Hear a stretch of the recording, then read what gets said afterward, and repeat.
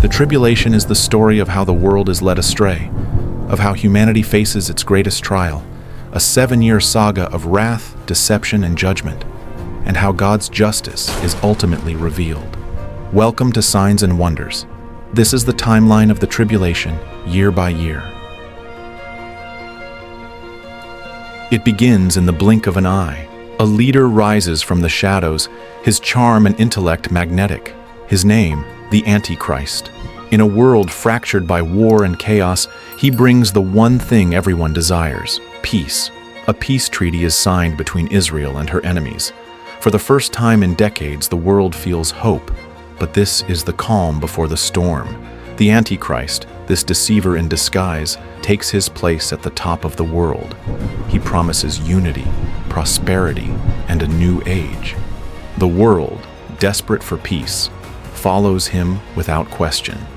But while the nations rejoice, God sends 2 strange witnesses to Jerusalem.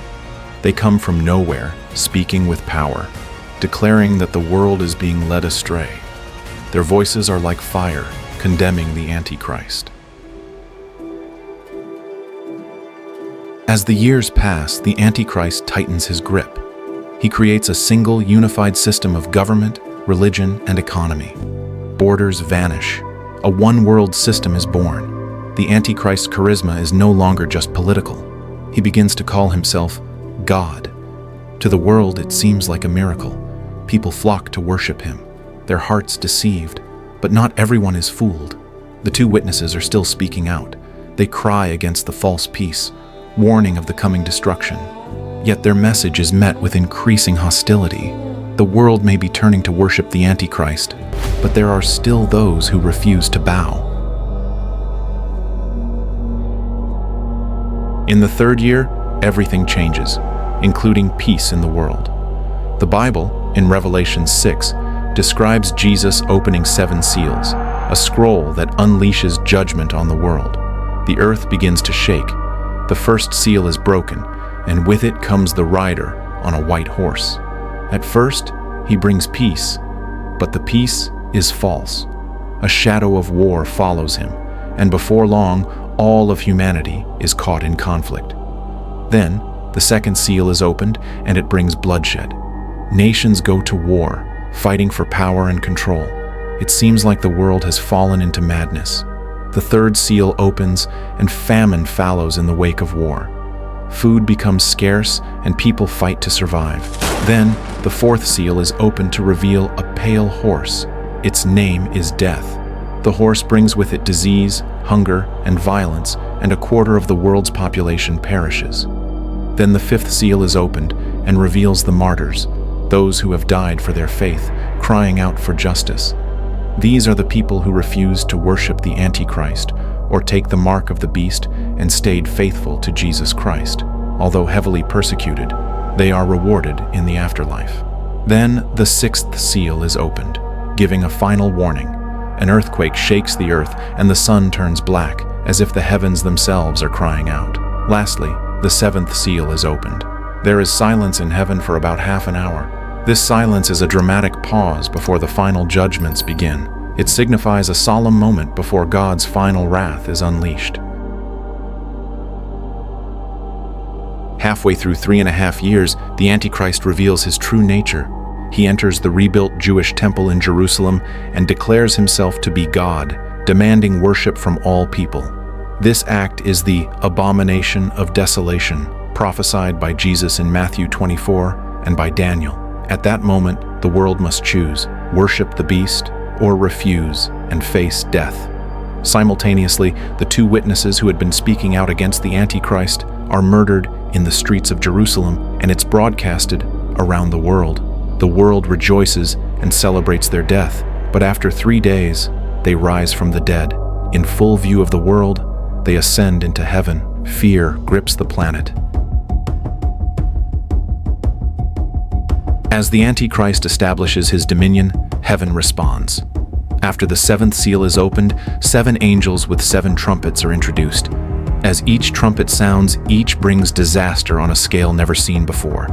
The first trumpet brings hail and fire that burns up 1/3 of the earth's trees and all the green grass. The second trumpet brings a fiery mountain into the sea, turning it into blood, killing a third of sea life. The third trumpet poisons the waters, making them undrinkable. The fourth trumpet dims the heavens. The sun, moon, and stars lose their light. Darkness falls over the earth. The fifth trumpet brings locusts, demonic creatures that torment people for 5 months, causing unimaginable pain. The sixth trumpet releases an army of 200 million to kill a third of humanity. The world is being destroyed, but still, people refuse to repent and continue worshiping false idols. Lastly, the seventh trumpet sounds, and that marks the announcement that the kingdom of the world has now become the kingdom of Christ. The seventh trumpet also acts as a transition from the trumpet judgments to the bowl judgments, which will complete God's wrath on the earth. By now, the world is under total control. The Antichrist institutes the mark of the beast. You cannot buy or sell without it. It's more than a transaction. It's a symbol of loyalty, a sign of worship to the Antichrist himself. Those who refuse the mark face death. It's not just a policy, it's a declaration of allegiance. But God's people are not silent. Those who refuse the mark remain strong in their faith, even though the cost is their lives. In the 6th year of the Tribulation, Revelation 16:12-16 also discusses the gathering of nations at Armageddon and preparing for battle. And then, at the end of it all, the greatest battle the world has ever known, Armageddon. The Antichrist and his armies march toward Israel, ready to annihilate the last of God's people. But then, the sky splits wide open. Jesus, the King of Kings, returns. His feet touch the earth, and his presence shakes the very foundations of the world. The Antichrist and his false prophet are thrown into the lake of fire. The battle is over. Jesus reigns, and the world is restored. The tribulation ends, and the millennial kingdom begins. Though the judgments of the tribulation are terrifying, they are not the end of the story. Revelation closes not with destruction, but with restoration, a new heaven, a new earth, a new beginning, but only for those whose names are written in the book of life. Now is the time to search your heart. As Jesus said in Luke 21:36, "Watch, therefore, and pray always that you may be counted worthy to escape all these things that will come to pass, and to stand before the Son of Man."